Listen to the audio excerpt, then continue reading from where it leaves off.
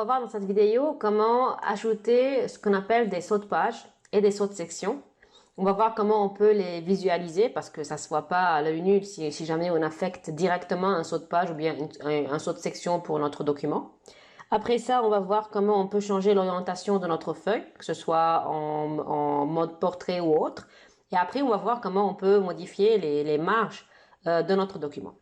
Donc, à commencer, si je commence par les sauts de page, déjà, c'est quoi un saut de page? C'est lorsque, par exemple, si vous avez ici un texte qui est énorme, imaginons que là, c'est la partie 1 et que là, c'est la partie 2. Voilà.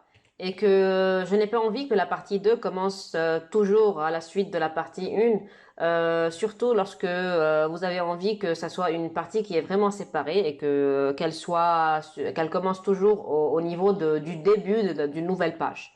Et donc c'est là que les sauts de page vont nous aider parce que si je viens mettre un saut de page ici, automatiquement après l'endroit où j'ai introduit un saut de page, je n'aurai plus le droit d'introduire un texte et que le texte qui va suivre va automatiquement sauter à la page suivante. Et de cette manière-là, je vais avoir la page 2 qui est pour moi la partie 2 plutôt, qui est pour moi la partie qui doit quand même commencer au niveau du haut d'une nouvelle page.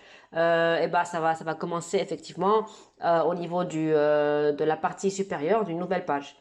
Alors que pour les autres sections, ça va nous permettre de séparer des sections. Ça veut dire de dire à Word que voilà, là je vais mettre un saut de section et que la section qui est par exemple en dessus, je veux qu'elle soit affectée par une pagination par exemple qui est différente, par une orientation de feuille qui est différente que la partie qui se situe au-dessous du saut de section. Donc c'est ça la différence. Le saut de page, il ne change pas les propriétés entre les deux parties entre lesquelles je fais un saut de page. Alors que les sauts de section, si. Donc je vous montre un exemple. Donc comment introduire un saut de page? Donc déjà, je mets le curseur à l'endroit où je souhaite séparer deux parties et je dois aller dans mise en page et je clique sur saut de page. Et vous voyez là, vous avez plusieurs options. Donc moi, là en haut, vous avez tout ce qui concerne les sauts de page, alors qu'en bas, vous avez tout ce qui concerne les sauts de section. Donc moi, je m'intéresse en premier au saut de page. Donc marque l'endroit où se termine une page et où commence la page suivante. Donc voilà, c'est clair. Je clique et voilà, vous allez voir qu'automatiquement la partie 2, elle s'est projetée sur la deuxième feuille et elle a commencé automatiquement au début de la seconde page comme je le souhaite et je veux pas que les parties soient continues. Voilà l'intérêt d'un saut de page. Alors que si j'ai envie maintenant d'introduire un saut de section, alors je remets par exemple ici mon curseur et donc je vais cliquer sur entrée, voilà. Je vais aller dans mise en page, cliquer sur saut de page et cette fois-ci je vais aller dans saut de section. Vous voyez ici vous avez plusieurs choix. Le premier choix c'est en fait un saut de section et un saut de page en même temps. C'est parce que le Word nous remet à la page suivante. Donc insère un saut de section et démarre la nouvelle section à la page suivante. Donc ce sont les deux en même temps. Si jamais j'ai pas envie que ça soit donc sur une nouvelle page, parce que là je m'intéresse uniquement à changer les propriétés sans nécessairement commencer une nouvelle partie sur une nouvelle page, je peux cliquer directement sur continue. Et voilà, là j'ai inséré un saut de section, sauf que on peut pas le voir. Les deux, on peut pas voir à l'œil nu un saut de section et puis un saut de page. Pour pouvoir les visualiser et savoir que voilà, là il y a un saut de section, ce qu'on peut faire, on peut aller dans accueil et on clique sur le bouton qui est là. C'est le bouton qui va nous aider à afficher tout. Ça veut dire les choses qu'on ne voit pas. Même les espaces, lorsqu'on clique sur entrée. Donc vraiment des choses qui sont invisibles et qui vont nous aider à voir que voilà, là j'ai mis ça, là j'ai mis un saut de section, là j'ai mis un saut de page, là j'ai mis un espace, là j'ai mis un entrée, etc. Donc si je clique, voilà, il y a des symboles qui vont figurer partout. Donc ce symbole-là veut dire qu'on a cliqué sur la touche entrée.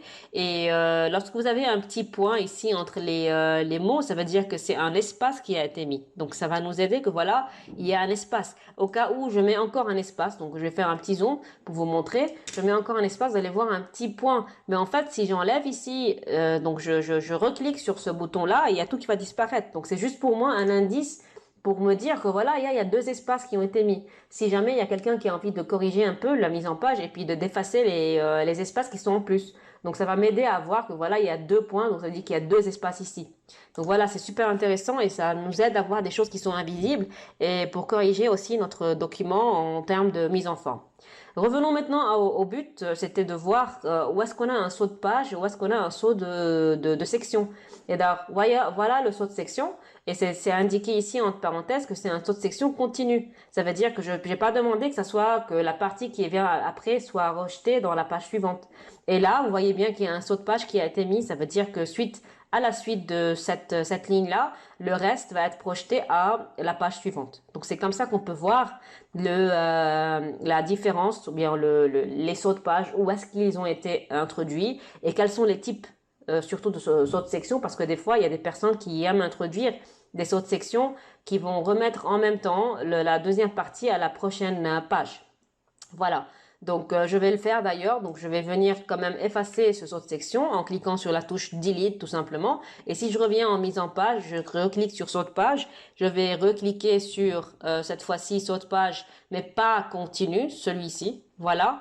Vous voyez bien que le paragraphe à la suite a été projeté dans la seconde page. Donc, vous montrez un peu l'intérêt encore en pratique de ces choses-là. Donc, la différence, comme je viens de le dire, que le saut de page va me permettre juste de commencer une partie au début d'une deuxième feuille au propre, alors que le saut de section va me permettre quand même de changer les propriétés entre le paragraphe qui est avant le saut de section et le paragraphe qui est après. Donc, pour vous montrer un exemple, disons que, par exemple, j'ai envie de changer l'orientation de mes feuilles. Donc, comment on fait déjà pour changer l'orientation? Donc, vous allez en mise en page toujours, et là, vous avez un petit bouton qui vous montre, qui vous dit que là, on peut modifier l'orientation de la page. Si je clique là-dessus, vous avez 2 options, soit portrait, soit paysage. Donc, si je suis en portrait, ça veut dire que la feuille, elle est comme ça, alors que si je suis en mode paysage, je vais cliquer, vous allez voir que cette partie-là, elle n'a pas changé, alors que cette partie-là, elle a changé. Pourquoi pas les deux pages ont été affectées par ce changement? Parce qu'il y avait un saut de section. Et pour m'assurer où était mon saut de section, il était là. Donc, ça veut dire que moi, j'avais mon curseur dans cette page, et donc c'est uniquement à cette page qui a été affectée par la mise en, donc l'orientation que j'ai choisi ici, qui concerne le paysage. Alors que si j'avais pas ici mon saut de section, donc là, je vais remettre le tout, attendez, en mode portrait, ok. Là, je vais enlever le saut de section et je vais aller dans accueil, enlever ça, et maintenant je vais revenir dans mise en page et cliquer sur orientation et choisir paysage. Vous allez voir maintenant que toutes les feuilles ont été changées en mode paysage. Évidemment, si j'ai envie uniquement qu'une feuille soit affectée par le mode paysage, tout ce qu'on peut faire, c'est ajouter un saut de section avant cette feuille et un saut de section après cette feuille. Comme ça, j'aurai uniquement cette feuille en particulier qui est entre ces 2 sauts de section où je peux lui affecter uniquement un changement d'orientation qui est spécial à elle sans que les pages avant et après soient affectées à leur tour aussi. Donc voilà l'intérêt d'avoir des sauts de page et des sauts de section. Encore une fois, pour les introduire, on doit aller dans mise en page et cliquer sur saut de page. Ça, c'est pour tout ce qui concerne les sauts de page, et ça, c'est pour tout ce qui concerne les sauts de section. Gardez en tête que la première possibilité, c'est pour avoir un saut de page et un saut de section en même temps. Donc voilà pour les sauts de page et l'orientation en même temps. Je profite aussi pour vous montrer, donc je vais remettre ça en portrait, pour vous montrer comment on peut changer la marge, les marges, les espacements tout autour de notre texte. Donc pour faire ceci, encore une fois, on doit aller dans mise en page et je clique sur marge. Donc là, vous avez plusieurs styles. Donc si je choisis étroite, ça veut dire que je vais avoir vraiment trop d'espace pour taper mon texte, ce qui est génial. Mais évidemment, ça dépend chacun selon la mise en forme voulue. Il y a vraiment plusieurs styles, mais ce qu'on peut faire aussi, c'est aller cliquer sur marge personnalisée. Et donc là, ce qu'on peut faire, c'est nous-mêmes spécifier les marges souhaitées en haut à gauche, voilà, là où il y a la reliure.